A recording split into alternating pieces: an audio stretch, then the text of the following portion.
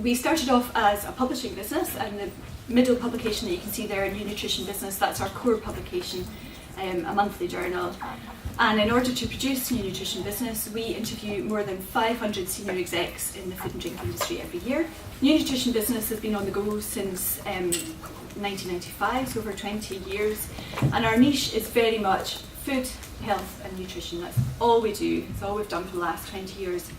And when we started the business 20 years ago, food, health and nutrition was a teeny tiny part of people's product portfolio. So you had your basic product range full of fat, sugar and salt, and then you might have a Slimmers product on the side. So we did a lot of work with Slimmers ranges, which were kind of a bolt-on to the core product range. Obviously now things have changed. Health and well-being is very much centre stage when it comes to product development and to consumers' interests. So as consumers have evolved, so has our business. So consumers are very interested in digestive health and becoming more so, and there's a number of reasons for that. Firstly, there have been major developments in terms of scientific understanding of digestive health and the impact that it plays on our overall health. So we hear more about the gut brain, for example, or the benefit that a healthy digestive system has for skin or for your mood. So there's a number of new studies coming out that just highlights the importance of the microbiome and keeping that healthy.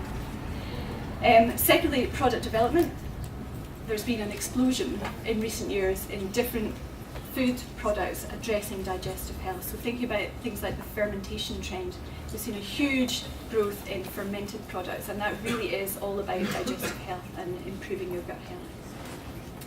Thirdly, media attention. You can't open the Daily Mail these days without something about digestive health. You know, consumers are becoming more and more aware through the attention that media are paying to digestive health of how important it is to keep your gut healthy. And that's creating awareness in the marketplace. Finally, and most importantly, with digestive health, you can actually feel the benefit if you get it right. So it's such a powerful marketing message. If you can say to a consumer, try my product for a week and you will feel better, you know, that instantly creates brand loyalty and repeat purchase if you get it right. So it's a really, really strong marketing message. So we're all food explorers now.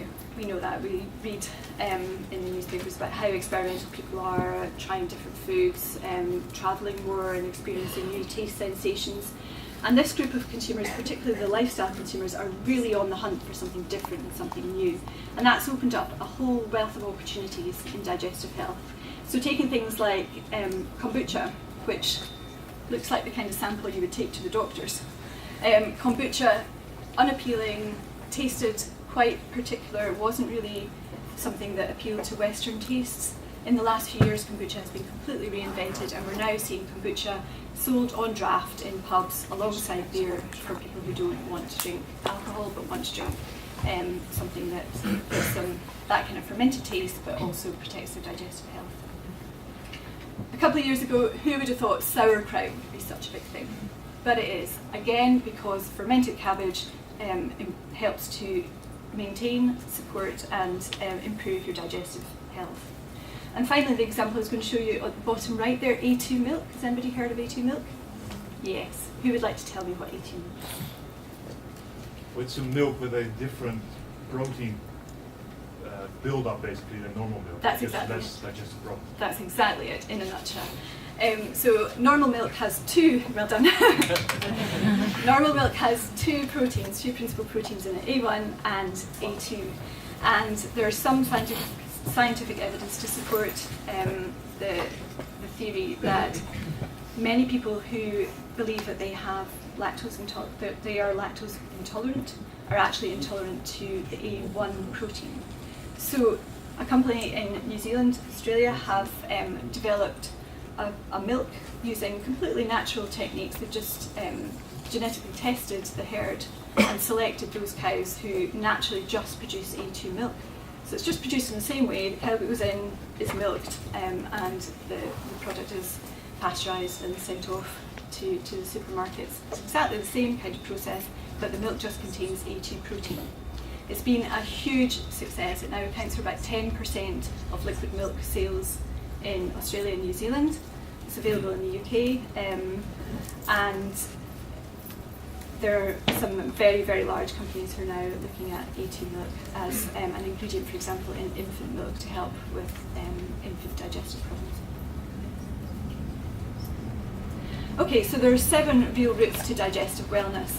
So the free-from trend is very firmly anchored in digestive health. You know, if you go onto Dr. Google and you're feeling a bit bloated, for want of a better word, you type in your symptoms to Google, and somewhere on the first page, you will get the answer that you may be intolerant to gluten. So a lot of people are self-diagnosing based on their own searches on the internet and are cutting out gluten-free. So obviously everyone knows that there's been a spike in gluten-free products in the last few years, likewise lactose-free, firmly rooted in the digestive health trend. You can also use fibre. It's a very familiar ingredient to consumers. The word prebiotic is less familiar and is more problematic because of the mix-up with probiotics. It's something that consumers don't yet understand. But they do understand the word fibre, and they do understand the idea of fruit and vegetables for fibre in order to support your gut health. Plant milks, again, very much connected to the digestive health trend. Lots of people who wanted to avoid milk and dairy for digestive reasons have switched to plant milks. Probiotics and fermentation. We've talked about lots of different fermented products, which are all helping to support digestive health. A2 milk we've covered. And the last one, FODMAPs. Now, FODMAPs is at the very, very early stage. It's a diet that was developed by Monash University, and it targets IBS, symptoms of IBS. But we're now starting to see small brands take on FODMAPs, and even Char, Europe's largest gluten-free brand, is now investing heavily in FODMAPs. So it's something that we're going to start seeing more of over the next few years. Thank you very much.